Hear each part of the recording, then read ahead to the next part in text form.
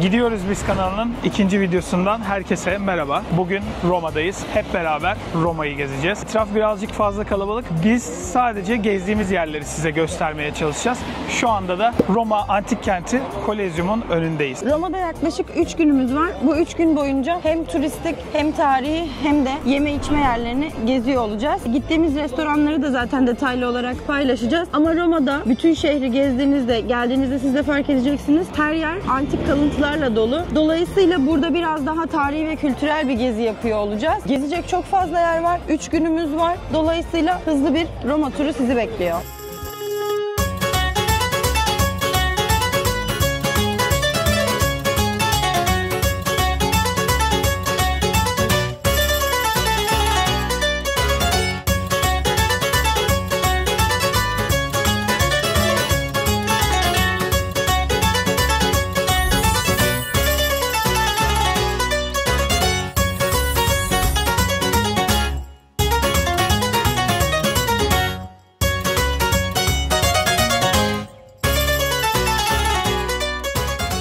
Şu anda Roma'daki ikinci noktamız Arte Tito Kemeri diye bilinen yere geldik. Arkamda görebilirsiniz. Burası bir bahçe. Buradan direkt Kolezyum'u net bir şekilde görebiliyoruz. Kolezyum'un hemen arka tarafında kalan alan Antik Roma diye geçiyor ve burada çok fazla eser ve kalıntı var. Bu Tito Kemeri'nin olduğu bahçeye girdiğiniz zaman da farklı Antik Roma kalıntılarını görebilirsiniz. Biz bugün girmeyi tercih etmedik. Hem hava çok sıcak hem de çok fazla sıra var. Parka girişin ücreti online olarak 16 euro artı 2 euro da booking ücreti olmak üzere 18 euro. Şu anda biz burada anlık girmek istediğimiz zaman internet bileti tükenmiş olduğu için internetten alamıyoruz. Ama eğer fiziksel olarak bilet alırsak 20 euroya içeri girebiliyoruz. Bu arada bizim geldiğimiz sezon Nisan sezonu. Hava oldukça sıcak. Nisan ayında bile inanılmaz derecede güneş var ve yakıyor. Dolayısıyla hani bu sezonda gelirseniz aklınızda olsun. Biz şimdi dediğimiz gibi bu bahçeye giriş yapmıyoruz. Zaten bu antik Roma kalıntılarını etrafta gezerken de çok fazla görebiliyoruz.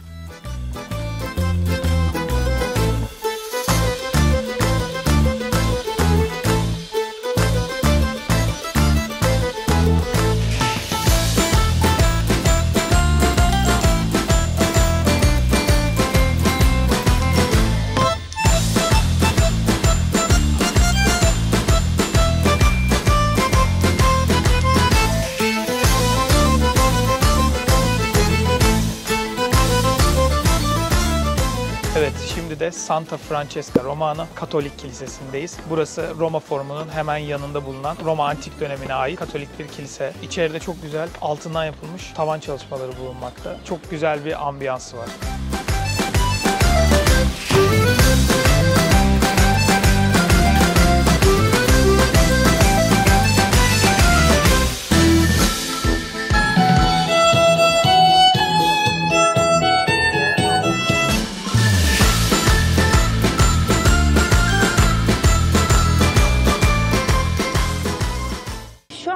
Roma Forumu'ndayız. Kolezyum'dan yaklaşık bir 10 dakikalık yürüme mesafesinde geldik buraya. Burası bir bölge. Videoda da detaylı zaten bölgeyi panoramik olarak gösteriyor oluruz. 2000 yıl öncesine ait hükümet binaları, Roma'nın antik kalıntıları ve kazı alanı olarak geçiyor burası. Roma Forumu bir bölge olduğu için burada yürüdüğünüz zaman çevrede bütün tapınaklara, meydanlara ulaşabiliyorsunuz. Kolezyum bölgesine geldiğinizde Kolezyum'u ve Tito Tapınağı'nı gezdikten sonra Roma Forumu'nda mutlaka ziyaret edin. Burası zaten ücretsiz bir alan. Yani parka giriş için herhangi bir ücret ödemiyorsunuz. Ancak az önce bahsettiğimiz yukarıki bahçe alanında bu bölgeye içeriden girebildiğiniz bir alan var. Yani buranın içerisinde ücretli olarak gezebilirsiniz. Biz dışarıdan görmeyi ve gezmeyi tercih ettik.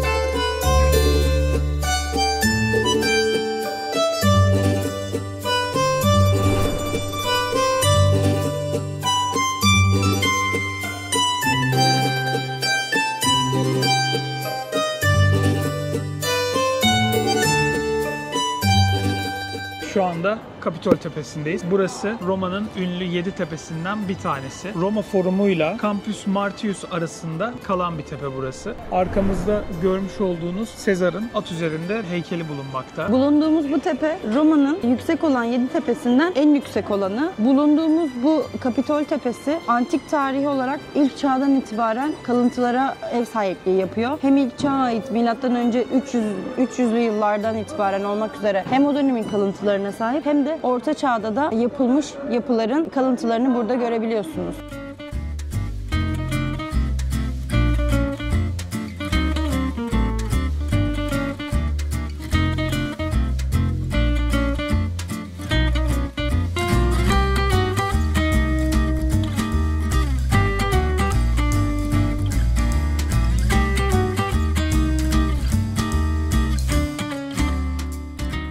Şu anda az önce aşağıda gösterdiğimiz Roma Forumu'nun içerisinde yer alan Vittorio Emanuele abidesinin içerisindeyiz. Merdivenlerden yukarı çıkarak bu alana ulaştık. Burası 1880'li yılların başında Vittorio Emanuele'yi onurlandırmak için yapılmış bir yapıt.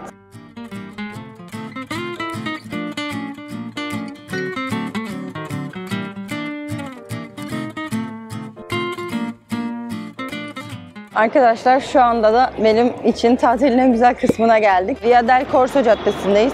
Burası boylu boyunca bir cadde. Kolezyum'dan sonra geçtiğimiz Roma Forumu'nun olduğu bölgeden başlıyor. Aşk Çeşmesi'nin ilerisinde, İspanyol merdivenlerin ilerisinde, hatta Pantheon'u böyle paralel olarak geçtiğiniz upuzun bir cadde. Burada bildiğiniz hem dünya markaları var, kendi İtalyan markaları var daha önce görmediğim, bilmediğim. Burası böyle bir alışveriş caddesi. Biz şu an başındayız. Muhtemelen caddenin ilerleyen kısımlarında kafeler, oturma yerleri, restoranlar falan da vardır. Bu caddenin en sonunda da Pompi Tiramisu diye gelmeden önce ünlü olarak anlatılan, bilindik bir tiramisucuya gideceğiz. Oraya gittiğimizde de yine size hem tiramisuyu hem de detayları aktarıyor oluruz.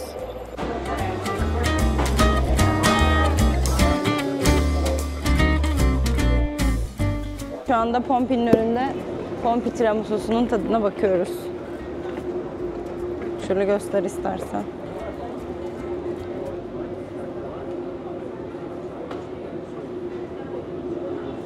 Güzel yani. Evet.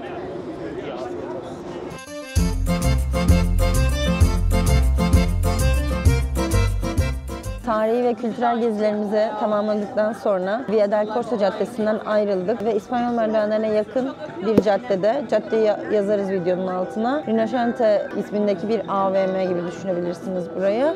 AVM'nin rooftop'una geldik. Orada bir şeyler içiyoruz, biraz dinleniyoruz. Güzel bir manzarası var. Rooftop olduğu için böyle Roma'yı üstten görebiliyoruz. Buranın da lokasyonunu videoya ekliyor oluruz. Şu anda böyle dinleniyoruz.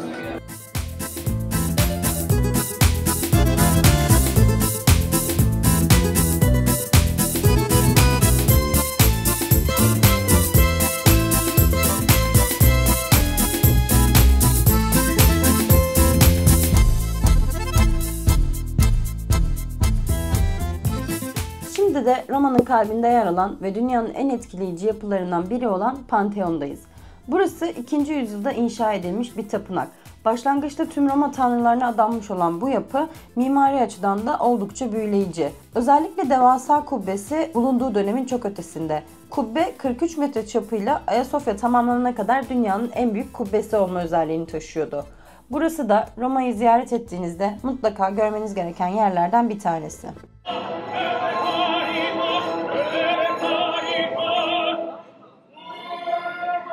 Evet, şu anda günümüzü, tarihi ve turistik yerlerini tamamladık. Akşam yemeği için rezervasyon yaptığımız Alfredo restorana gidiyoruz. Arkadaki bağırışla kaldığımız sokaktaki restorana müzik çalan sokak sanatçılarından geliyor.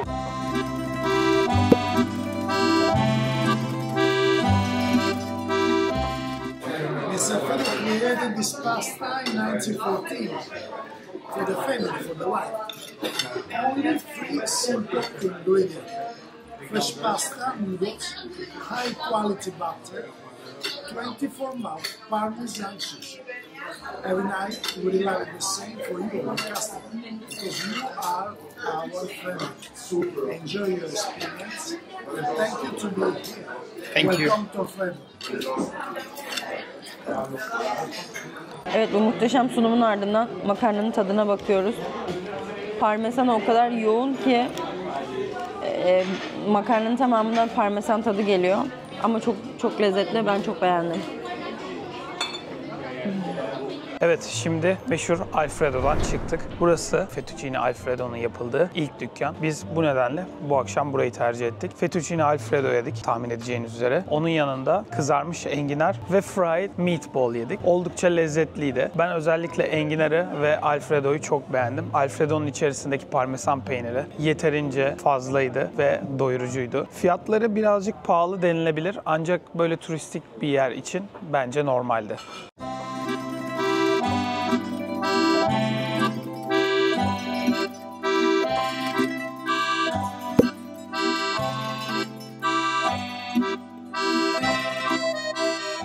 Arkadaşlar günaydın. Bugün Roma'daki 3. sabahımız. Biz sabah yaklaşık 5:45 gibi bir saatte kalktık. Çünkü ilk 2 gün gezdiğimiz tüm yerler çok kalabalıktı. Bu arada diğer turistik yerlere göre Roma çok daha fazla kalabalık oluyor bence bölgesel açıdan. Yani Aşk Çeşmesi'ne gittiğinizde Aşk Çeşmesi'nin kenarında bir sürü insanlar, buraya geldiğinizde merdivenlerde boylu boyunca insanlar. Çok kalabalık olduğu için fotoğraf çekerken de açıkçası biraz zorlanıyoruz. Video çekerken, fotoğraf çekerken. Dolayısıyla hani bu saatte gelip rahat rahat anlatmayı tercih ettik. İspanyol merdivenleri de kısaca bahsedecek olursak 136 merdivenden oluşuyor. Yukarı kadar giden bir basamak sayısı var. 1723 ve 1725 yılları arasında inşa edilmiş bu merdivenler. Yani 300 yılı aşkın bir tarihi var bu merdivenlerin.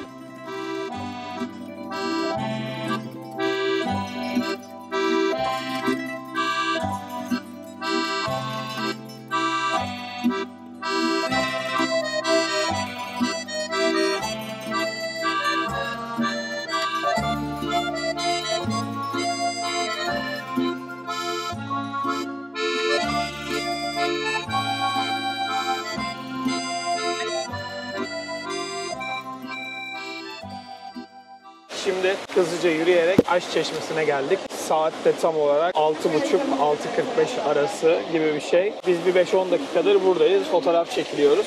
Etrafımız yavaş yavaş kalabalıklaşmaya başladı. Yani saat 6.30'da burası dolmaya başlıyor. O yüzden yani herhalde bilmiyorum 5.45'te falan gelsek de muhtemelen insanlar olacaktı. Çok 5.45'te kalabalık. geldiğinizde de hava aydınlanmamış oluyor henüz. Aynen. O yüzden fotoğraf çekerken birazcık zorluk çekebilirsiniz. Burası o kadar ünlü bir merkez ki devamlı bir kalabalık var. Yani burayı gündüz kalabalığında çekmeniz, burada güzel vakit geçirmeniz mümkün değil. Burada güzel bir vakit geçirmek istiyorsanız mutlaka sabah erken saatte gelmeniz gerekiyor. Biz de şu anda öyle yaptık ama sabah erken gelmemize rağmen burası hala kalabalık. Zaten ön kısma şu anda kimseyi almıyorlar. Şu altımızda gördüğümüz alanda normal gün içerisinde insanlar girip fotoğraf Yani şu anda para atamıyorsunuz. atabiliyor. Bu saatte şu anda 6.30-6.45 itibariyle para atamıyorsunuz. Çünkü alt alanı almıyorlar. Muhtemelen bu kalabalık bir anda Aşağıya Çeşmenin inecek. oraya gelmesin diye şu an yapıyorlar bunu ama belli bir süre sonra bir anda o aşağısı da dolacak Aynen. muhtemelen. 7'de veya 8'de açarlar diye düşünüyorum artık aşağıyı. Biz geldik buraya. Birazcık buranın tarihinden bahsedecek olursak, buranın İtalyanca adı Fontana di Trevi. Ünlü mimar Nicola Salvi tarafından tasarlanmış. 26 metre uzunluğunda, 49 metre genişliğinde. Zaten oldukça büyük bir çeşme, yani buraya geldiğinizde onu fark edeceksiniz. Hani normal çeşmeler gibi değil, arka kısmı bayağı geniş, büyük bir böyle sanatsal bir eser var arka tarafta aslında. Zaten ortasında bulunan heykel de Poseidon'a ait bir heykel. Sol tarafında Ceres, sağ tarafında ise Sarus heykeli bulunuyor. Yılda milyonlarca turist burayı ziyaret ediyor ve buraya dilek dileyip çeşmeye para atıyorlar. Bu artık gelenekselleşmiş bir şey olmuş insanlar arasında.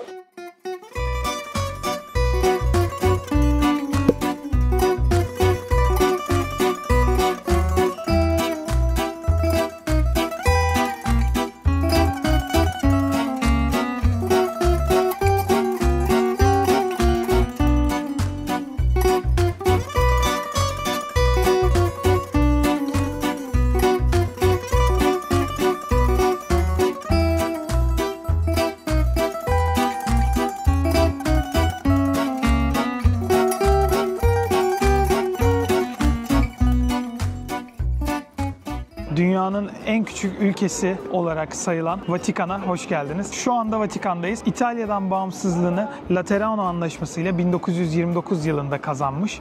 Vatikan, Hristiyanlık dininin, Katolik mezhebinin bütün dünyadaki aslında merkezi olarak görülüyor ve biliniyor. Burada Vatikan bölgesinde Aziz Petrus Bazilikası ve Sistine Şapeli bulunuyor. İkisi de çok görkemli ve çok güzel yapılar. Kesinlikle görülmesi gereken ve gezilmesi gereken yerler. İçerideki özellikle tavan işlemeleri, tavandaki eserler muazzam görünüyor. Burası dünyanın hem yüz ölçümü bakımından hem de nüfus bakımından en küçük bağımsız ülkesi olarak biliniyor. Ülkenin nüfusu yaklaşık 900 ve 1000 arasında 2015 yılındaki sayıma göre. Yani oldukça küçük bir nüfusa ve küçük bir yüz ölçümüne sahip Zaten bir yer. nüfusun çoğunluğu da kiliseye hizmet eden muhafızlar ve bu kilisenin çalışanları. Biz buraya girmek için yaklaşık 1 saat sıra bekledik. Zaten arkamızda görmüş olduğunuz bazilikaya girmek için bir ücret ödemiyorsunuz. Sadece birazcık sıra beklemeniz gerekiyor ve güvenlik kontrolünden geçmeniz gerekiyor. Biz yaklaşık 1 saat civarında bir sıra bekledik buraya girerken. Geldiğinizde çok büyük bir kuyruk göreceksiniz. Evet. Hani bu sizi yanıltmasın, saatlerce bekleyecek miyim acaba diye. Biz buraya sabah 9.30-10 civarında geldik. Evet, 10 gibi geldik. O saatlerde yaklaşık 1 saatlik bir sırayla ücretsiz olarak bazilikanın içerisini gezebildik. Yani buradaki büyük kuyruk diğer yerlerdeki kuyruklar gibi değil. Çok Aynen. hızlı ilerliyor. Gözünüzü korkutması, mutlaka burayı ziyaret edin. Sıra çok uzun ama sadece güvenlik kontrolü olduğu için bazilikaya girerken bir sıra beklemediğiniz için rahatlıkla çok fazla beklemeden buraya girebiliyorsunuz. Ebru'nun da dediği gibi sırayı gördüğünüz zaman gözünüz korkmasın. Mutlaka bekleyin ve içeriği görün. Hristiyanlık tarihi açısından çok önemli bir yer. Mutlaka görülmesi gereken yerlerden bir tanesi.